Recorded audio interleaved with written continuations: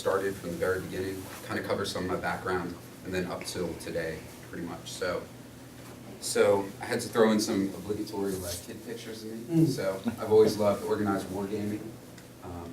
Always loved cool clothing with stripes, games and stuff like that since I was a kid.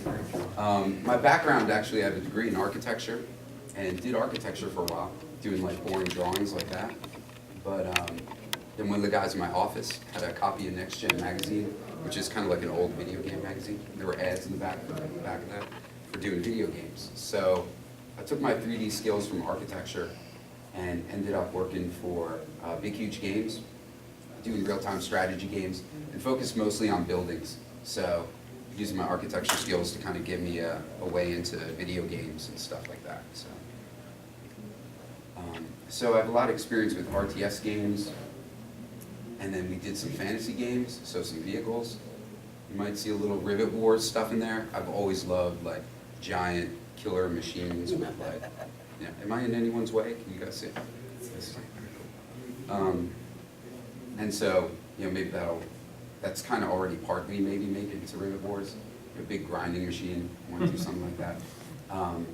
Totally making one of those. Yeah, cool. But for fun, you know, it also, like, I've always loved like mechs and doing mechs and stuff like that. So I just did this for fun, you know, like always interested in the history kind of aspect of like, what if, you know, there were mechs? Like a lot of guys love that stuff. Like, what if there were mechs in World War II? So this is just a piece I did.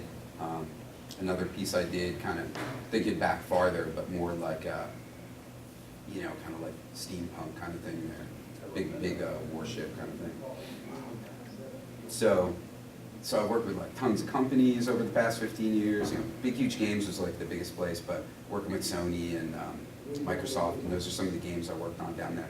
But a lot of them are like war strategy kind of games, so I've always been into that kind of thing. And we always like played those kind of games, and my art's been of a lot of stuff, and you can see those like kind of war steampunk things kind of been there. But I was always working on projects that were like a huge team, like part of a huge team. So I decided just for fun to kind of start doing the Rivet Wars thing. It's just like something I wanted to do.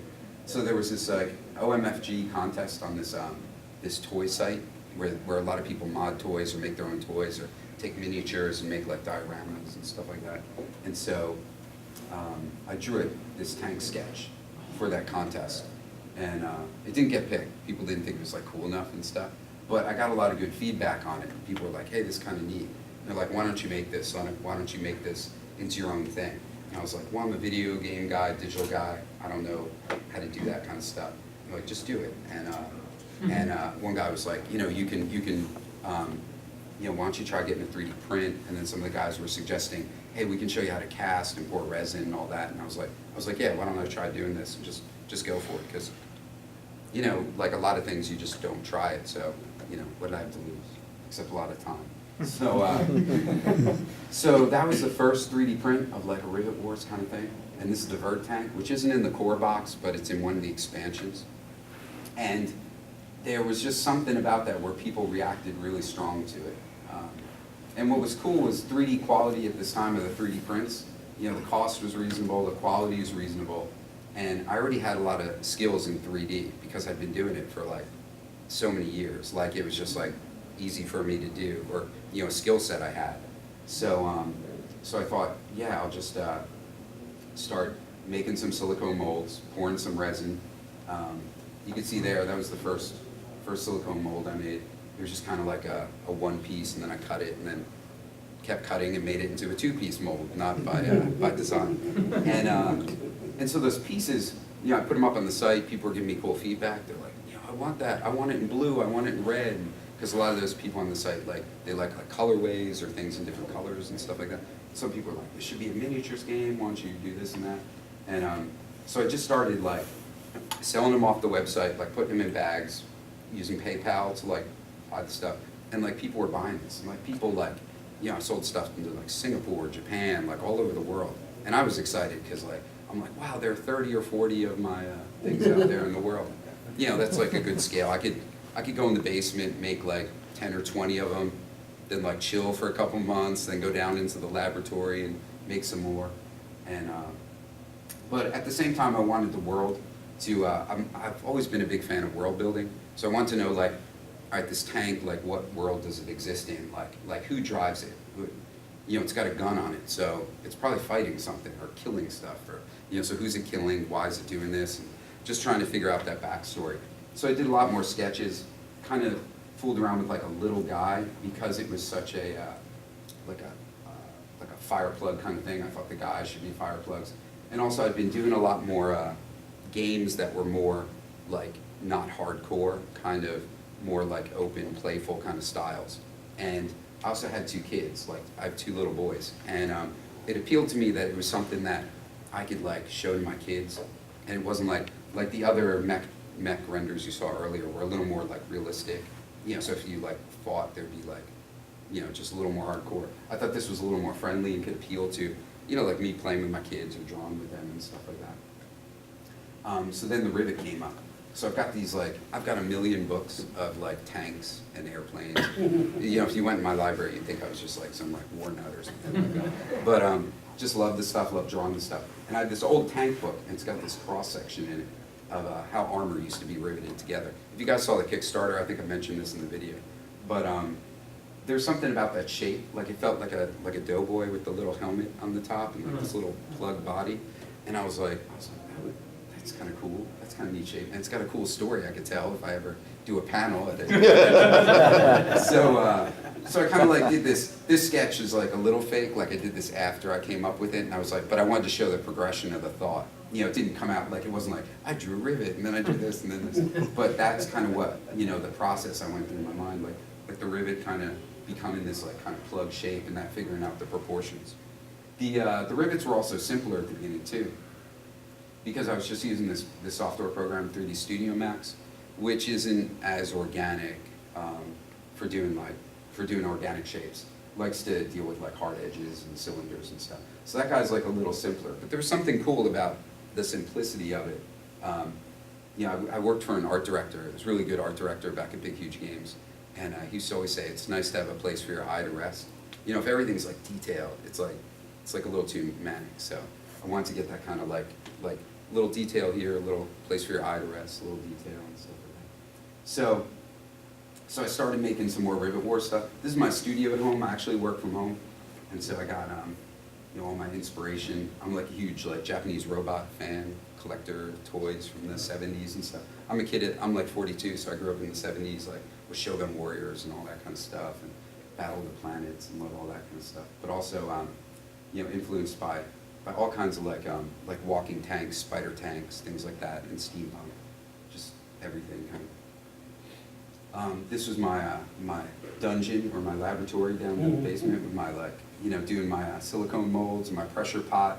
So if you guys have ever molded your own stuff, you know, you put it in the mold, you put it in a pressure pot, try to squeeze all the bubbles out and stuff. It's like a time-consuming process, and it was kind of like, you know, the Rivet Wars stuff started selling like pretty good, or people would be like, hey, I want more stuff, and it was hard to keep the quality of the stuff up and make enough of it, and also be like, I'm still enjoying this, and it's not me working in a factory. And, you know, it was almost my own like factory worker for me, so it wasn't that cool. You know, I painted some up, I grinded some of them.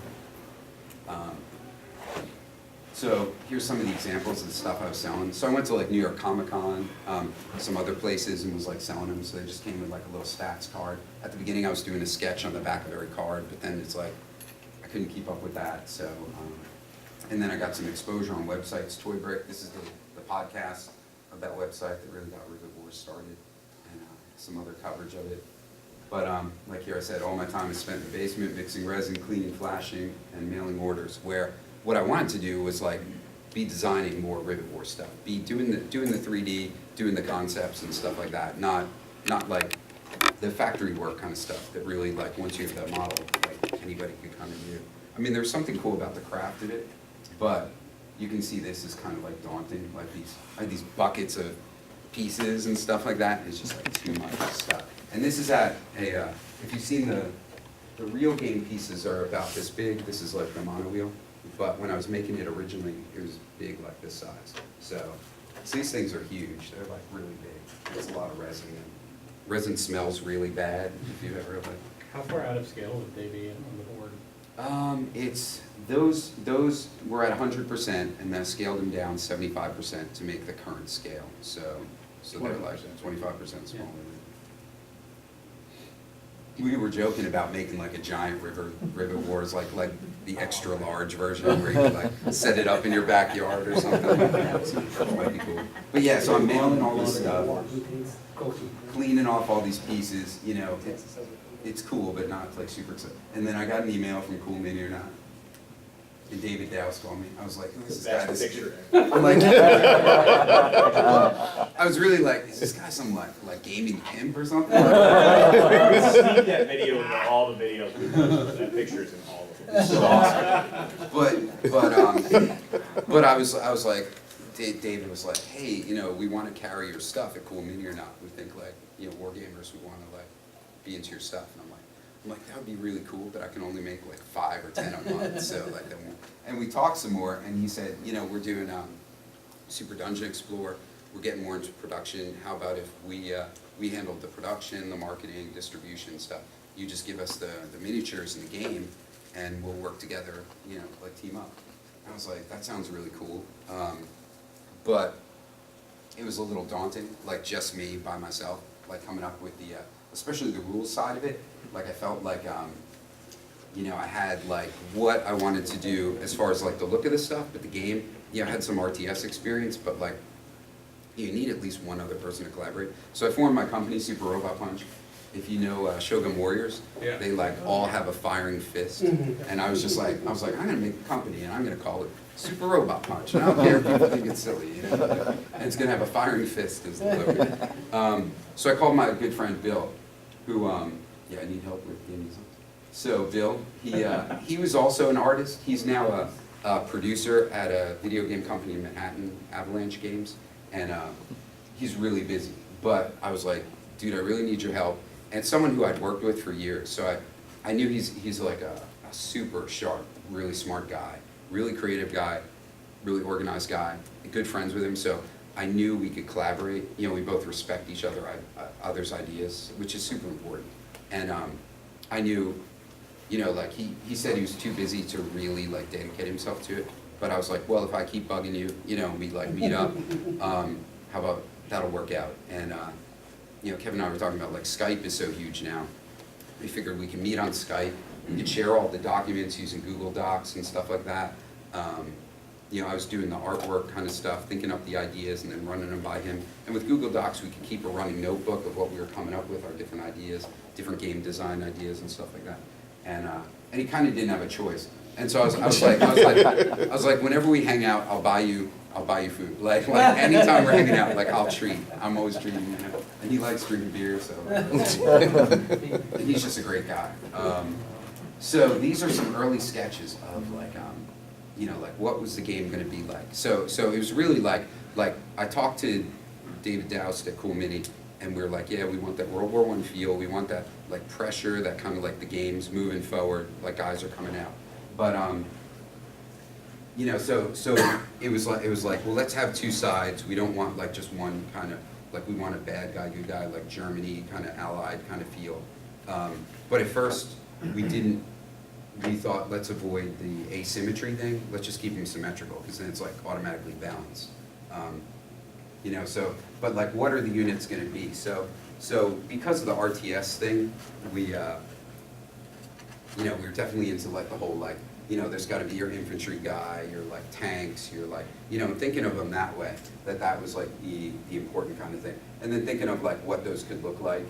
You know, it wasn't like coming up with the cool new units isn't the hard part, but it's almost like getting them to fit in, like where are they going to fit in the game, which was kind of like the more daunting kind of part.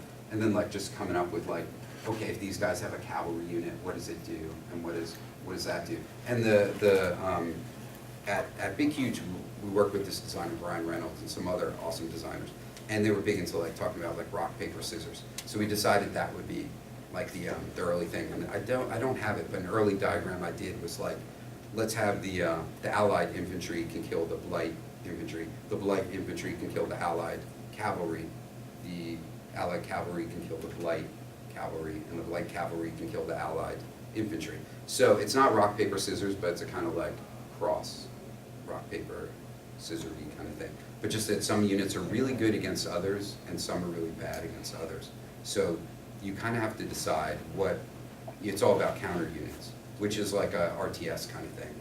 Like okay, here come the archers, so I better not send in my heavy infantry, I better send in my cavalry to wipe out the archers. Oh, okay, he wiped out my archers with the heavy cavalry, now I have to send in my heavy infantry, which will take out the horse guys, and, you know, that kind of thing. So there was a lot of just like figuring that out, rolling out like old games that we had.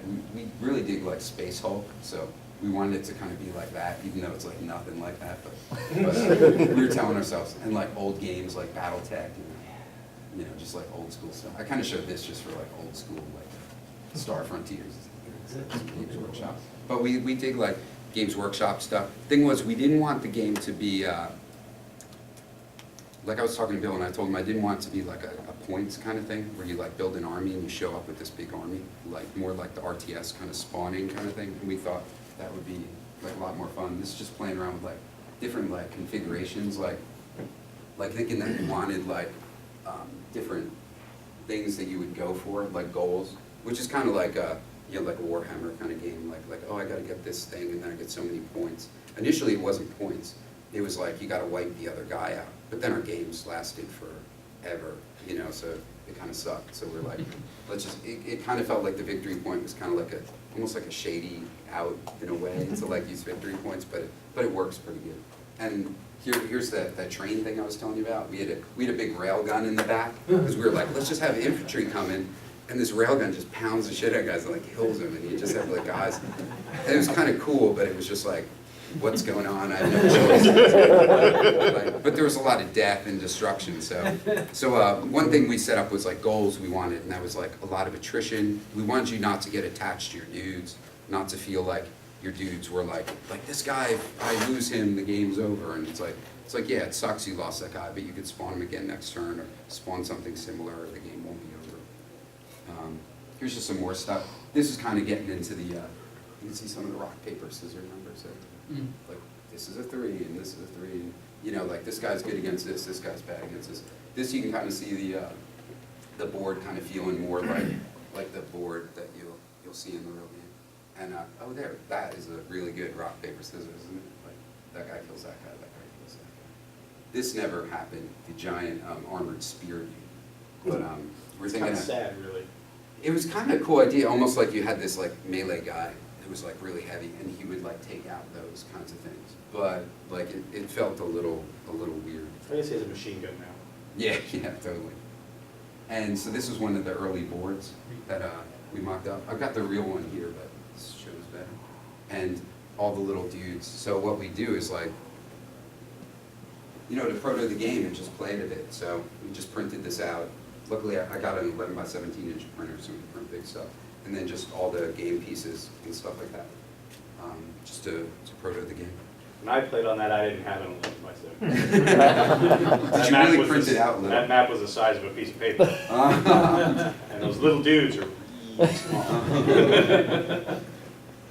And then, yeah, so this is just us. Like, I took some pictures while we were developing it. Yeah. Like total, like, you know, like, hey, we could use this someday if we give a talk at a convention or something like that. And look what happened. So look how happy we are playing, because that's like, the best time. Notice those shots never look normal. Even if it is, like it's something really going on, you look at the picture after, it's like, what are they even doing? And it's like, why is he happy when I'm rolling against him? Where you can see like the positioned, you know, the early prototype. You're going to murder those guys. Right. After he lost, he probably beat you. He's probably better than me at playing the game. But then this was like trying to get all the miniatures. Like this was when we kind of had an idea like what the miniatures would be, and then looking at those, and then thinking about like logos, the two factions. Like so, starting to get the world was starting to fill out more too while we were doing the gameplay kind of stuff. And the map, the original map was just like. I was like, man, maps, when you just create them from your head, they always look bad. So I'll just take a map of like Europe and flip it, rotate it 180 degrees. But then this German guy posted it in some site in Germany, and like all the feedback's like, like, look at how cheesy this is. He just rotated the map. And I thought no one would recognize it. I jiggered it a little bit, but I didn't jigger it enough. So I was like, I'm going to go redo this. And so I took that one, like chopped it up, so there's still like that framework of what a real map looks like, but really kind of pushed and pulled around. So, because I think it's important that even though this is like a imaginary world, like it's not real, that you still have that feel of like yeah, like here are the Allies and they're pushing into Germany, and there's the, you know, maybe someday someone will make a Ruska that'll like, you know, come in, they're pushing from this side, and it gives you a lot of like sort of bits of familiarity, like the way, you know, if I'm making a tank, like I want treads on it or like legs on it and a gun coming out and you know it's a tank. The same with like when you make the Blight, they feel like German, they feel like, you know, that you kind of relate to. The Ruska are going to be like Russian-y kind of thing. So that was the map stuff. And then here's some like some images of like the real, the good like protos being printed. I just thought I'd throw these in so you guys could see them. But they look like so gross, don't they, when they come out of it? It's like some kind of nightmarish cave formation. Right. Yeah, no, it's like, I was like, those photos are upside down, but it actually, like it's a flat plate, and a laser goes through this, the liquid, like the resin or whatever, and it where the two lasers like overlap, it like hardens the resin, and it layer by layer slowly pulls the thing out of the resin. Which is pretty neat. And they came out pretty sweet. And they look like delicious creamsicle flavored candy. Yeah, the color is really strange. Painted up by James and awesome job.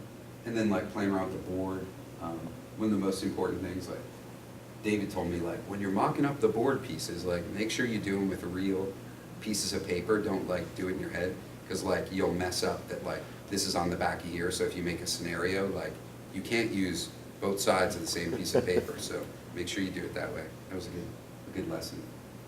I think this is where. Is that the dead image?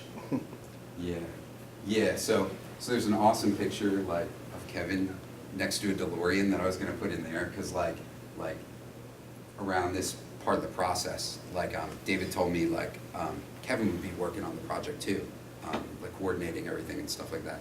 And so that was really an awesome part of the game, because like Bill and I had been, you know, kind of demoing the game to our friends or showing them and like running ideas with them, but it was kind of like our own little pod, you know what I mean? It was like you kind of get that everybody's in the same mindset.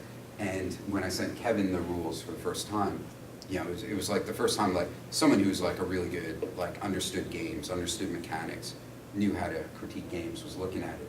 And it was cool, because like I talked to him after he looked at him, and he was like something like, you know, like wow, there's, you know, it's not totally like broken, like there's something here, you know. It seems congratulations, cool, your game's on track. Yeah. But I think you said something too, like you felt weird because you're used to like having to fix a broken thing, and you didn't feel like it was like totally like needed to be fixed. So it was really cool, because that started another phase of the game where like we had the, you know, kind of like this is working in a cool way, but there's like other hooks we want, there's things that need to be refined, there's stuff that like we were doing that like, you know, so like Kevin and his team, you know, with Mike and like getting other testers to play it, they started seeing things that we just wouldn't have seen in our own vacuum, and that was like hugely valuable. And that even came, I guess, like more apparent when you guys brought to shows and like demoed it, and you see like the more people who play it, you know, the more stuff that comes up. If so you this was play like, the demo, those are the same models. Yeah. And tiles. And then, you know, thinking about like how the game's going to come together, like those were early mock-ups and some stat cards. You know, but thinking about like everything trying to be influenced by like this, like medals and World War I kind of stuff and that aesthetic. So trying to keep it all together. Is this a missing one? Oh yeah, there's a missing one.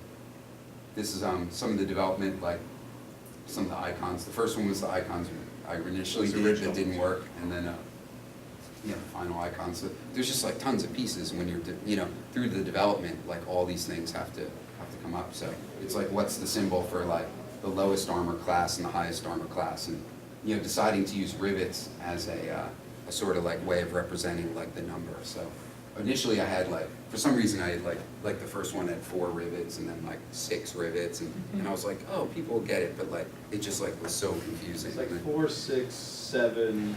It's like the Fibonacci sequence. Well, there's no real reason to it, because his eyes started twitching. It doesn't make sense. It's because I drew like I was like going to draw these like cool shields, and then I'm like, oh, they should have like rivets on them, and the more rivets, like, you know. And then it was like, oh, this shape, like, you need like 7 rivets. I did make sure that it kept going up. It did like go none up. of them went The down. shields all got bigger, right? Right. They got more ornate too. They were Yeah. like, it was like simpler to, which is kind of doing, but not. And then it was like, hey, let's come up with a cover. That was like an early cover thing with trenches, which I shouldn't have done. You know, just mess around with some stuff. And that'll probably be in like the art book and like on the comic book kind of things. But that's more like 3D. The kind of comic thing I book's did. just drawn off of that, isn't it? It's Yeah, just yeah. that piece, yeah. Yeah, because I did that, and then there's this other artist who's working on a comic book with me, and for the cover, I just went over and like did the line work, like outlining all that, and then he did all the color work beyond it, so it worked out pretty good. And then this is the final cover. Andreas Super, cover piece. yeah, super talented artist. He's really good, but that was pretty cool. And then it was like, hey, let's do a Kickstarter. Like, let's, you know, we got all this stuff ready. Let's see if we can use, you know, use a Kickstarter to help, like, because the project had kind of grown in scope from the original, like, let's just do so many minis. Like, it kind of got bigger, and it's like, wow, this is going to cost a lot. Kevin was talking about it earlier, like, to build, you know, to get the factory to make all these pieces for this thing, it'd be a huge undertaking. And it was like, plus we, you know, we all had like these ideas of like more units we wanted to do. And it's like, well, you know, I don't know if we can do it, so. But Kickstarter gave us that chance to like try to raise the money up front and then like be able to fund all that kind of stuff. So it was kind of exciting, kind of scary, getting ready for that. 2 months of my life I'll never get back. Yeah, that was like a rough time. But it was really cool. So like I took a screenshot when it was at like 7,000, and then it like, you know, on a kick tracker, it jumped to the first place for a little while, and we got some like coverage in the press. So it was awesome. And what it enabled is things like the heavy metal expansion, like these giant tanks that I was like, hey, maybe we could do that in like, you know, like a few years if like people get into it and like start getting excited about it. Or maybe I'll just like do it in the basement as like some kind of just for fun kind of project.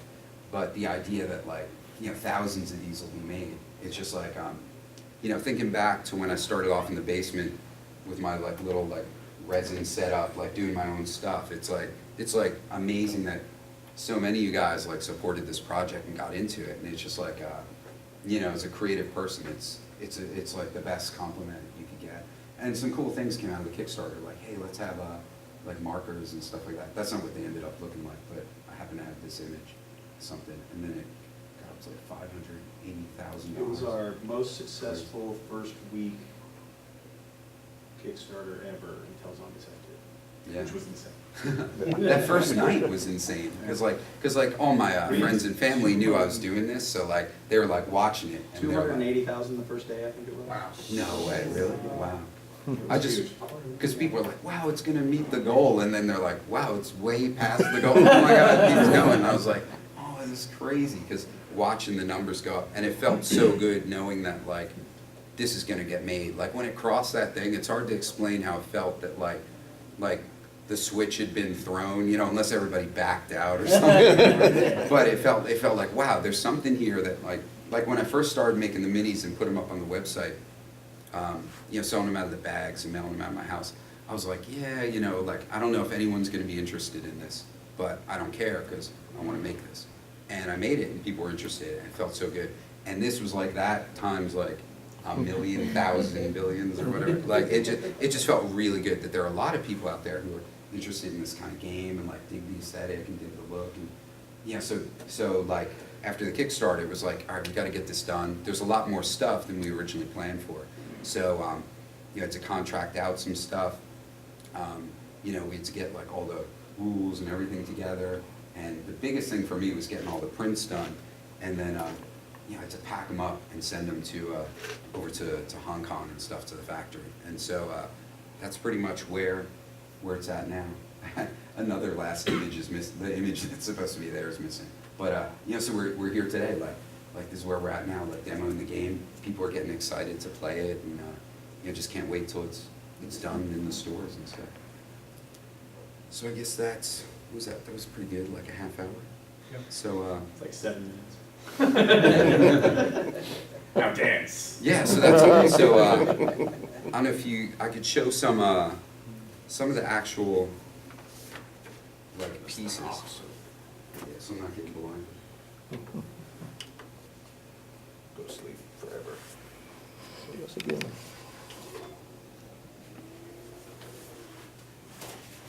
But yeah, so one of the things that comes up is it came up in the Kickstarter, so like there's they look like trenches on the board, and people are like, oh, they're trenches, why don't I get a bonus for being in the trench and stuff like that. And originally they were envisioned as, I don't know if you guys can see, like they're kind of like these duck boards, like just like, the idea was it was just gonna be like a flattened, kind of muddy, you know, it's like a muddy plain. Like if you look at, you know, I looked at a lot of reference images of World War I, and it's just like, you know, it's just like devastated. Like, and the weird thing was there's these little puddle, you know, everything's hitting and leaving these little craters, and it fills with the rainwater.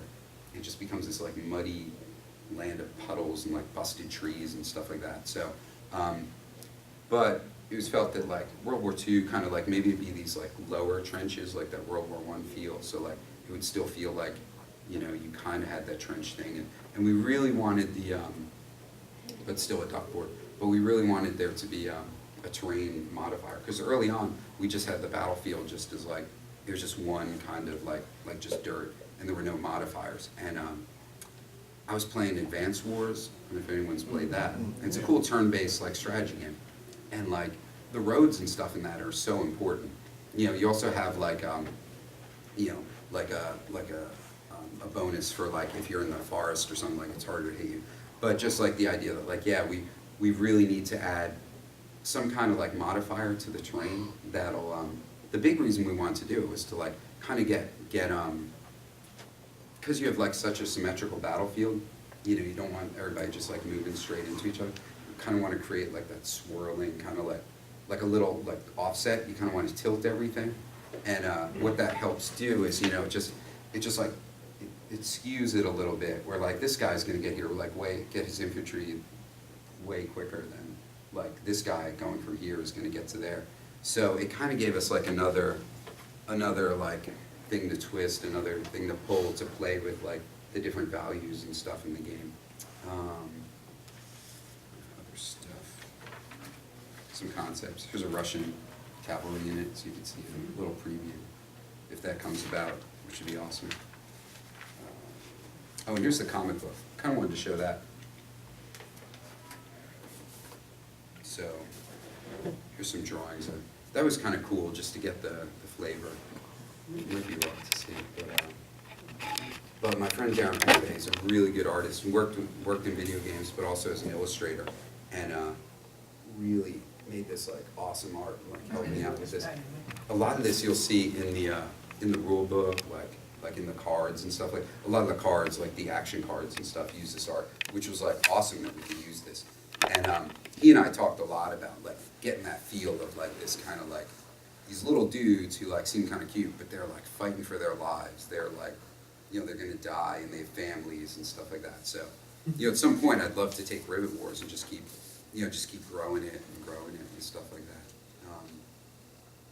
I mean, do you want to add anything or just take questions, comments? Do some Q&A stuff. See Yeah. If anybody's got any. Any plans for an iOS game? That would be awesome. You know, there's been like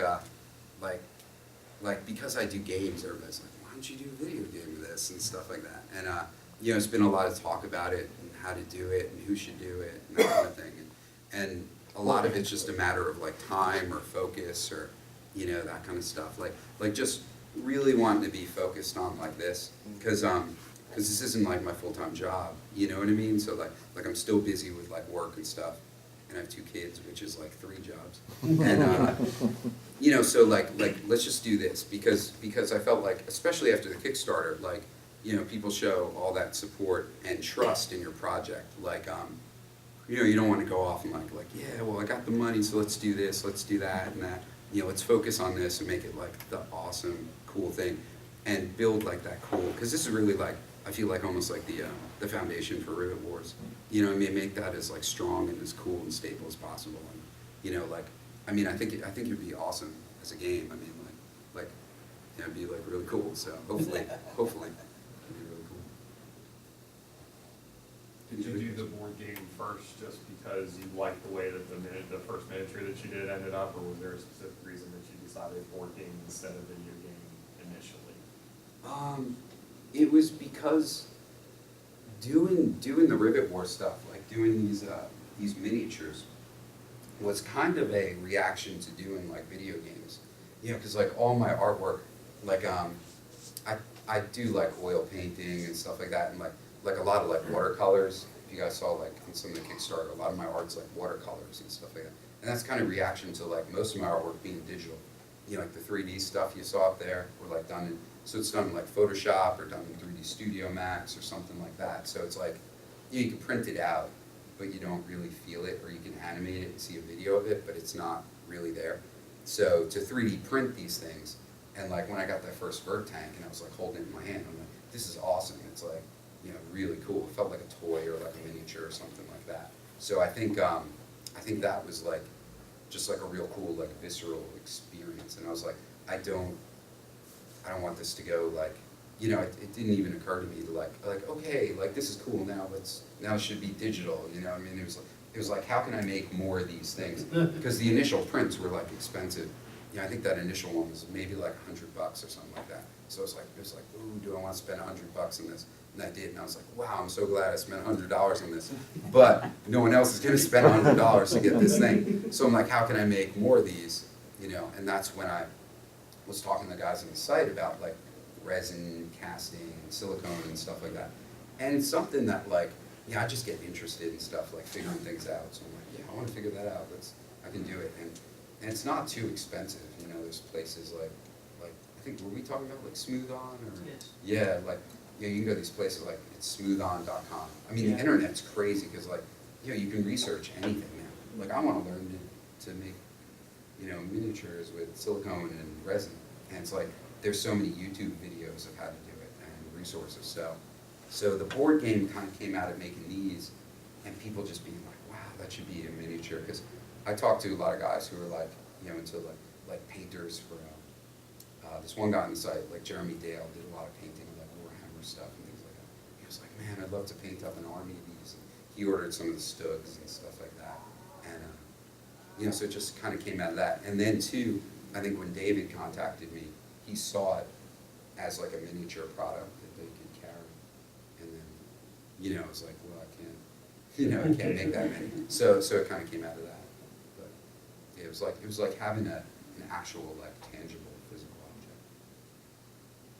Depending on the success of this, is there any plans in the future to maybe build on it and go to maybe older times of war, more recent times of war, just to kind of expand that?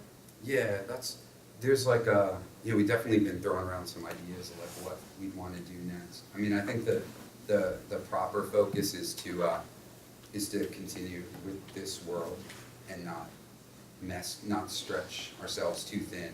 You know what I mean? Like, because I worked on this game Rise of Nations, which was like a pretty big hit. And then we decided like, instead of doing Rise of Nations 2, let's do Rise of Legends, which is like a fantasy game. And we did that. It was kind of cool, but a lot of people who liked Rise of Nations were like, what the heck? Like, I like history and tanks, and now you're showing me like dragons and steampunk stuff, and I'm not buying this, and I'm upset now. And then when we talked about doing Rise of Nations 2, it was like Microsoft decided they didn't want to do it because like so much time had gone by or for whatever reason. So I feel like I don't want that to happen with like a Rivet Wars get stretched too thin, or like hey, now we got Rivet Wars, like the Roman era or something like that, which would be awesome. But I kind of want to keep it, I think adding at least a couple more factions to this would be the direction I'd like to take it first. So people feel like, hey, I got this Rivet Wars game, what you're selling next adds to that and is compatible with that and stuff like that. There's other game ideas like Bill and I were talking about with like maybe like a more hero-oriented kind of game that works similar to this and with similar pieces, but is sort of like more a co-op kind of thing. you know, which might be cool in the future. But for now, just focusing on this, the core product, and building on that, and just making awesome stuff that, like, if you got this, like, your thing will work with this, or if you get the next thing, you might want to get this too, because, like, you can combine them and they'll work together and stuff like that. But yeah, it'd be awesome to do, like, fantasy Rivet Wars, or, you know, like, Cherry erase. Cherry erase. yeah, Ben-Hur style, like, that'd be cool. How did Oh, sorry. you how did you get connected with the Atomic Robo creator? This guy. He'll, he can answer that. We were looking for opportunities to do some cross-promotion stuff, which we do with a lot of our Kickstarters. If you want to follow them. And I've always been a big fan of Clevenger's work. Yeah. I've been looking for an opportunity to try to do some work with him. And when I look with the aesthetic of Rivet Wars, it's such an easy Really crossover. It's so Who's logical. the Atomic Robo? And so we just sent him some emails, and it was, if you recall, it was in like the last 2 weeks. So that whole thing got turned around literally in like, I think, 2 It days. was really fast. Like, I shot him an email, like, to every email thing I could find, and a thing on Twitter, and it just basically hounded the crap out of the guy for a day. And he sent me a thing back, and we sent some pictures, and he's like, that looks really awesome, we'd love to do it. Yeah, And Kevin was like, get this done. I So told him get to it start approved, drawing and it stayed up all night. before we even got in touch with him. So I'm like, we might draw a picture we don't use, but I would rather it be done. Then it's like, well, we tried, we got a permission, but we couldn't draw a picture in time. It'd be awful. Right.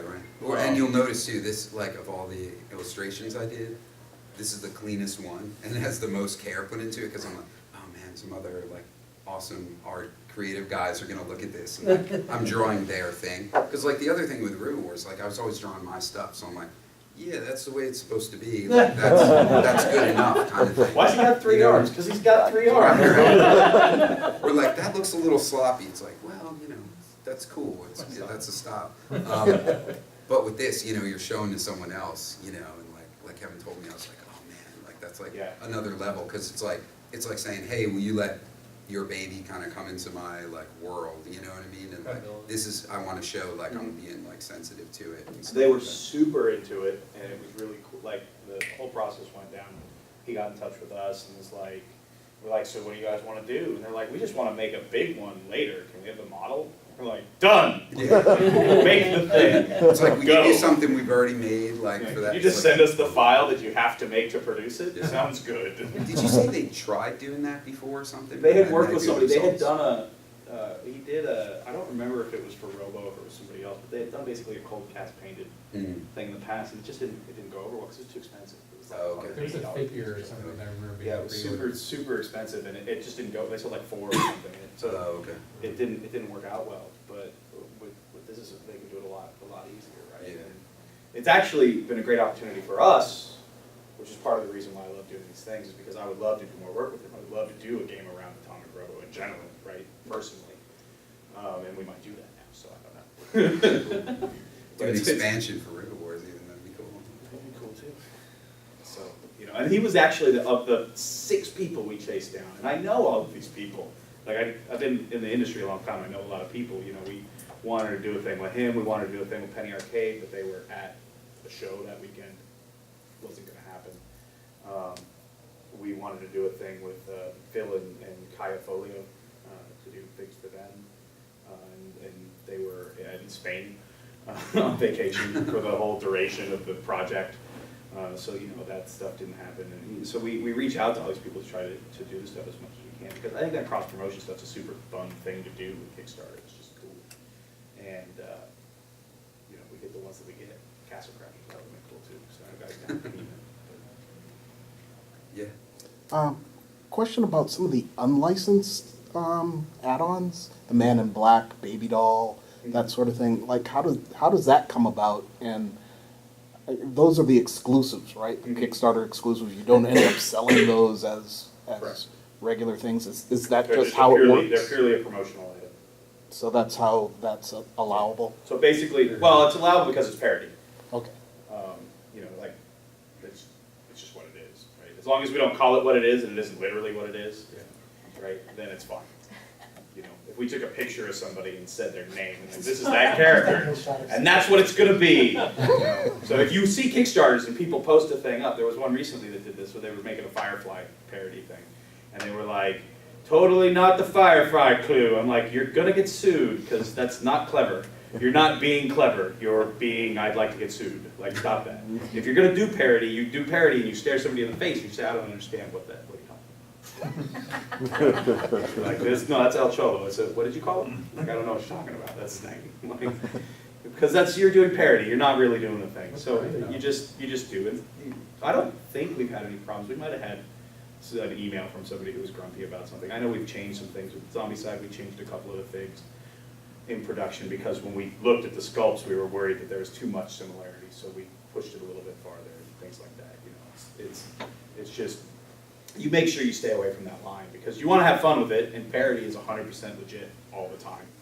And but you don't want to destroy your product because you crossed the wrong line with the wrong person, you know. So, and I mean, making those things is a trick, because with a lot of Rivet Wars particularly, like, where do you go to for some kind of like pop culture reference for World War I? Yeah. Yeah. I mean, some of them were like historical, like, you know, the Rosie the Riveter kind of thing was like, you know, like a famous Which kind is of icon. hilarious, because it was one of the last ones we came up with. Yeah. It was like, why haven't we done that? It's like, let's do it. Like, Yeah, that's a good point. Let me just write that down. The other stuff. How much time goes into modeling, just like for instance, like the model, the 3D model? Everything's like a little different. Like sometimes when I sit down to model it, I like know exactly what it's going to be, so I can like blow it out kind of quickly. Some of them I will reuse pieces. Don't do that too much, but sometimes I'll do that. But I don't know. I don't keep track of time, because I do this like sometimes I'll just be like working at night. You know, I'll be like, I'm gonna go to bed. Like, this is almost done, or how much more can I get done?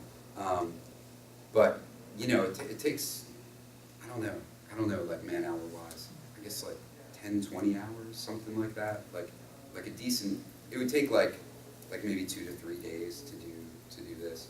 And then the more like the guys, the more organic stuff, like the faces and stuff, are done in ZBrush, which is more like a sculpting kind of thing. So those take like another day or two, depending. Have you done work with anyone else besides, any other figures besides the Rivet Wars? Oh, like miniatures for games? No. This is it. Yeah. I mean, I've done like in-game stuff, but Yeah. for other games and stuff like that, but never stuff that was like printed out and made into miniatures. Well, it's a very different process doing a 3D model for print than doing a 3D model for a game too. Yep. There's a lot of things you can get away with doing a model that's digital that you can't do when you're doing a 3D design for something that's going to be printed, because well, it's real. It has to actually physically be there. Right? So One thing I use for reference is the size of the rivets. I try to keep them, they're like 0.5 millimeters or something like that. Like whenever I lay down a rivet, like that's my sense of scale, because like I read someone did a write-up, like they were more like a traditional sculptor, and they were saying how they see all these digital people, like they'll put all this detail in them when you print it out, it's too small or it's too big, or it just doesn't feel right like in your hand. That's another reason I like these like cheap kind of prints, just to like be like, yeah, that feels right, or that feels too big, too small. But having something like the size of the rivets, or something that's like your scale kind of factor. So it's like, whoa, a rivet's that big, like, you know, if I know a rivet's that big and I start like detailing something, then put down a rivet at that scale and it's huge, I'm like, whoa, I'm working in the wrong detail level. Like I gotta zoom out and start working, like thinking of that as a rivet. And I can kind of look at my model and be like, wow, so I've been working in that little area, putting all that detail in, like, that's wrong. So kind of laying those out, like it seems kind of weird, but like if I lay out some rivets on like one of these things, then I can kind of get a sense of like, okay, I should be looking at this thing at like this level and rendering it out at that level to kind of get a sense of like what it would feel like in my hand, you know, not like under a microscope kind of thing. And then that little detail will get lost and not be worth it. it's one of the things that we struggle with. We've started using a lot of 3D sculptors, and I did a little bit of the art direction for that, being a completely untalented artist. Of course, I'm art director. It's one of the things that 3D sculptors struggle with the most, which is one of the advantages I think Rivet Wars has, is it's not anatomically correct. Yep. Right? So the scale is, you don't have to worry about, when you do a 3D model on the screen and you do it correctly, if you take that model and you make it into a miniature directly, it'll look wrong when you make it in a miniature. It's so small that you lose a lot of the points of focus, you lose a lot of detail, it makes it look right to you, and then it starts to get towards the uncanny valley, and things get weird, you know, like, I don't understand, why is her head so small? It's the right size, and you can prove it. You're like, no, it is the right size, like, look. But the problem is when you do miniatures, the heads, aspects of it have to be slightly wrong to make it look like it right at that size. And 3D modelers aren't used to doing that because they're making something correctly, which is an advantage that miniature sculptors have in the physical game because they always built it that way. And they're doing it physically in their hand. They can see it at the size it's really going to be, right? So they know what it's going to look like because they're holding it. Makes it a lot One easier. huge advantage, which we were just talking about, is like this, that like, I made this model wheel and I could just shrink it down. Yeah. Whereas if I sculpted this out of like, however I made it, and we wanted to make it this small, it'd be like, okay, I gotta go make another one of these. Oh my There's God. processes you could do to do Yeah. that, but that wouldn't work out. Yeah. Not that far. You could maybe get 3 or 4% down, but not 25% down. Yeah, I was talking to like, I guess sometimes they'll do like a 3-to-1 and they'll use that Yeah. like mechanically, like bring it down and stuff like that. They can do stuff like that, but it's But not. scaling it in the computer is like so much. Yeah, easier. there's so many huge advantages to doing digital work, like, and the digital sculptors are getting closer. I mean, like our stuff, the guys that do the models for us now are great, and the stuff is phenomenal. More and more we're talking about it every day because they want to do work. And I think a lot of it's because of what you were saying, is that it's the idea that I'm going to make this thing and somebody's going to hold it. It's going to be real when I'm done with it, because it's very different Mhm. from what the environment A normally lot of the is. guys who worked on Rivet Wars, because after the Kickstarter, there were, like, I pretty much did all the stuff in the core box when we were first starting. But then the expansions added so much stuff, and we wanted to get done so quickly, there was just no way I was gonna be able to do it and work on the other stuff. So I contacted a lot of my friends who work in the games industry as like, you know, like character modelers and stuff like that, or just general artists. And I was like, hey, do you wanna do some contract work on Rivet Wars and like do this? And they were really excited to like have their work like be a physical object and, you know, just to have that experience kind of, because it's something that's like really new. So you can almost like tap into a whole nother resource of like talented sculptors who, you know, aren't used to having their physical kind of like objects. And really once you get a few kind of basic things, you know, them to understand like, you know, this can't be super thin because of like the manufacturing and stuff like that. Like, they really dig it and really take to it really well. So it's kind of cool. Yeah. Your shirt, will that be available sometime? I don't know. I mean, Not like, your shirt right now, but $300. It's like, put it up on eBay. Worn by Ted. Yeah, you have several shirts we've seen throughout this convention. You had the Yeah, Cobra I- Commander one yesterday. I had the kind of like the Rivet Wars one yesterday with the rocket bike leaping out and shooting missiles, and this one. it'd be kinda I just cool, made like these. a This is line of shirts. yeah. Kevin was saying like maybe, you know, because he saw the shirt and he's like, yeah, maybe we should make like some shirts. I want one. I would buy It's Yeah. purely selfish. Yeah. And So- then. Did you see the back? No. It's like the vert tank, like the. Sure, it's my favorite art piece in the That- whole set. It's one of mine. I love like those cross-section books. So part of the reason, like one of the drawings I did after doing the vert tank is like, you know, like even you can go to like a tank museum and like dudes have cut into the tank and like, What's you can inside? see like how it works. So I wanted to like, of course I like drew it first and then I'm like, all right, how does all this fit in here? And it doesn't really fit, but it kind of like fits in, you know. So, second one,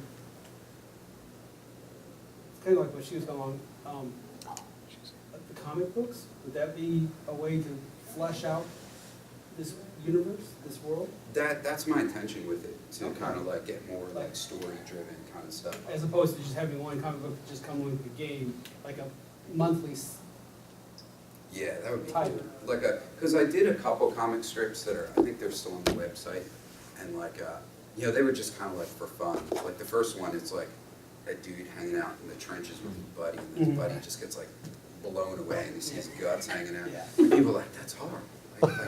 Like what's going on there? But I'm like, man, it's war. You know, it's like it reminded me of all those war movies you see where like, you know, like the battle happens, and afterwards there's, you know, like a guy like, you know, with no arm, or like how horrific like war really is. And I kind of wanted to do that in that first comic book. I mean, it's kind of like toned down because like a lot of people, you know, like a lot of gamers have told me like, oh, you know, this would be a cool like gateway game for my kids like to play with and then get them into more strategy stuff. So maybe tone that down depending on like what would happen with the comic. But I grew up like watching this cartoon called Star Blazers. It was Battleship Yamato, and so you guys, some of you might be familiar with it. All right, cool. And like as a kid, like something that clicked with me, something about that story was like, you know, if you remember, like every episode ended with like there are 256 days left, Star Force. Hurry, Star Force. Like, and the Earth was gonna die if these guys didn't get to Iskandar, get the whatever they had to get to bring back to the Earth and like cure The Cosmo it. DNA. Cosmo DNA, yes. They had to get that, bring that back, and that would like cure the radiation from the Earth. And as a kid, I was like, you know, I was like, you know, you have to stay after school for this thing, and I'd cut out to go see that show because you didn't want to miss an episode of it.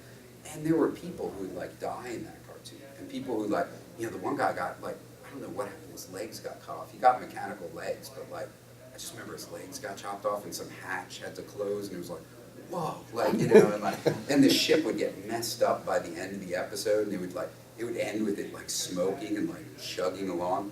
And there's something awesome about that even though it's like a cartoon for kids, it was like there was real consequences to what was going on, and it gave it like a greater weight. So that's kind of what I'd like to do with Rivet Wars. Like it feels, you know, it's fun and it's a cool game, but that like if the story does continue, there's like a weight to it. So I kind of have a story idea I want to do, but it's a time thing. You know, it's like, you know, my friend Darren, he did the comic book. He's busy with other stuff, and you know, maybe if this takes off, I could like put some more money into that, or we could do something with it. But for now, you know, just trying to get little hints of it out there is what I want to do. Like the second comic is like that dude was like, I want to make a restaurant. So the second one is like that guy 20 years later like makes the guy's restaurant, and he's like toasting his like boot that got blown off, and so it's kind of a little like sick humor, but kind of like, you know, like kind of like fun. It's also viable, that could happen. Yeah, totally. Like you think of that, like, you know, you talk about your dreams, and you know, you're hanging out with people who you